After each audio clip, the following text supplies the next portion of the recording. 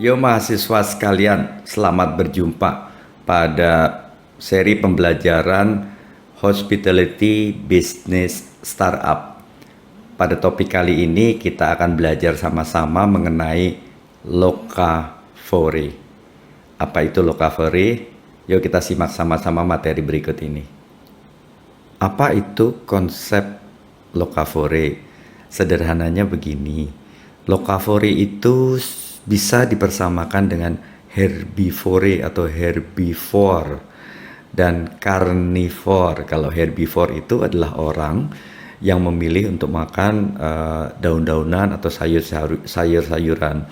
Dia nggak makan daging. Kalau carnivore adalah mereka yang memilih untuk memakan daging gitu ya. Sementara kalau locavore, kita lihat definisinya. Locavore is someone who is committed to eating food that is grown or produced within their local community or region. Jadi gampangnya locavore ini adalah satu ideologi, satu sikap hidup dari seseorang yang lebih memilih untuk makan makanan yang tumbuh atau diproduksi di sekitar area hidupnya atau di sekitar lokal area tempat dia mana dia tinggal. Orang yang pertama mencetuskan konsep ini adalah Jessica Prentice. Dia seorang chef, juru masak, yang waktu itu dia menyebutkannya pertama kali pada event World Environment Day tahun 2005. Menurut Jessica Prentice, yang disebut dengan locavore atau kata locavore itu sendiri adalah sebuah gerakan dari orang-orang yang lebih memilih makanan atau lebih memilih mengkonsumsi makanan yang berasal dari paling tidak berjarak 100 mile dari tempat dia tinggal. Jadi menariknya adalah konsep locavore ini sebetulnya ingin menghidupkan petani peternak lokal gitu ya. Saking menariknya konsep ini, maka konsep ini sampai dibuat sebuah film. Ya, filmnya judulnya Know Your Food. Pada season 1 episode kedua, locavore ini dibahas di sana. Ini disiarkan di Netflix salah satunya.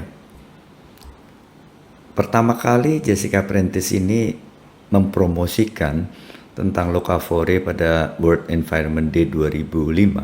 Dia menjelaskan dan mempromosikan praktek-praktek untuk mengkonsumsi makanan, terutama pada saat itu karena ada program diet, maka yang dipromosikan adalah mengkonsumsi untuk kepentingan diet makanan-makanan yang bahan bakunya dipanen dari area di sekitar pemukimannya si Jessica Prentice. Radiusnya kira-kira 100 mile. 100 mile itu kurang lebih kalau kilometer sekitar 150-160 kilometer.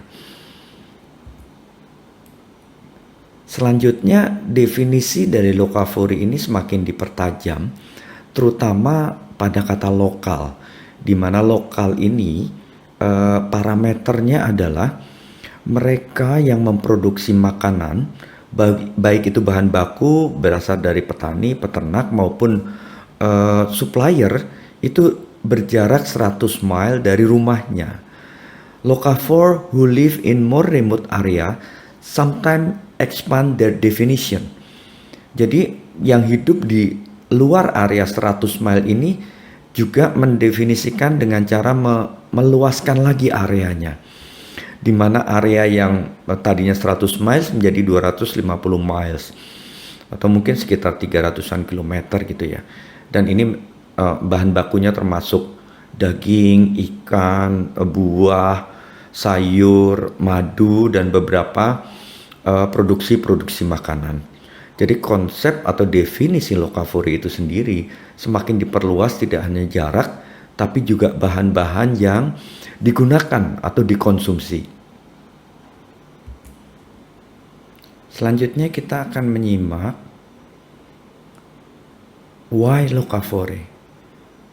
Mengapa locavore itu menjadi satu pilihan? Beberapa pendapat dari mereka yang menjalankan konsep ini Mereka percaya bahwa dengan memakan makanan yang berasal dari lingkungannya sendiri itu jauh lebih sehat, jauh lebih enak rasanya, dan memberi nutrisi yang lebih banyak dibanding dengan makanan-makanan yang dijual di supermarket yang pasti mengandung chemical dan juga banyak makanan-makanan sintetik.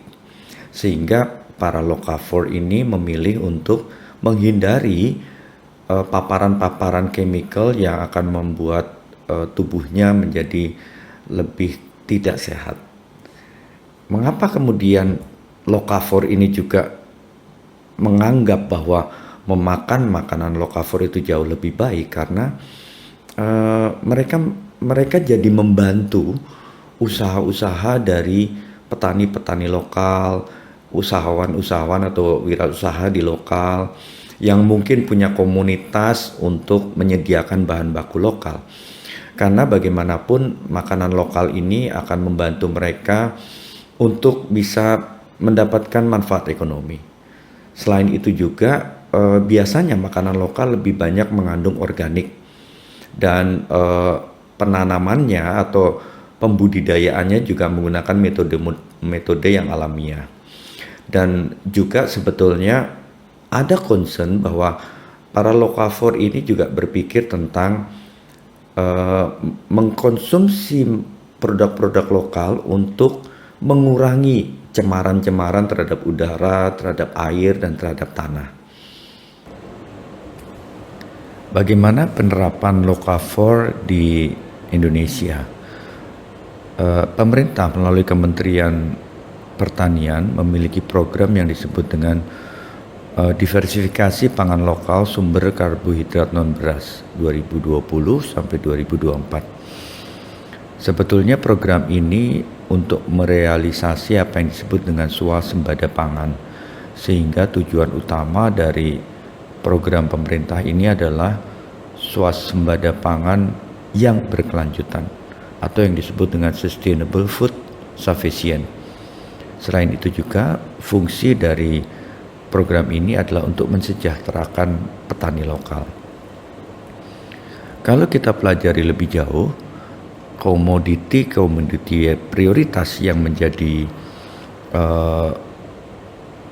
utama dari program ini adalah hasil pertanian, hasil perkebunan, hasil hutan, dan hasil peternakan, di mana semua hasil budidaya ini diproduksi oleh petani dan peternak lokal, sehingga sumber pangan lokal Indonesia yang berupa komoditi itu berasal dari hasil-hasil ini tadi.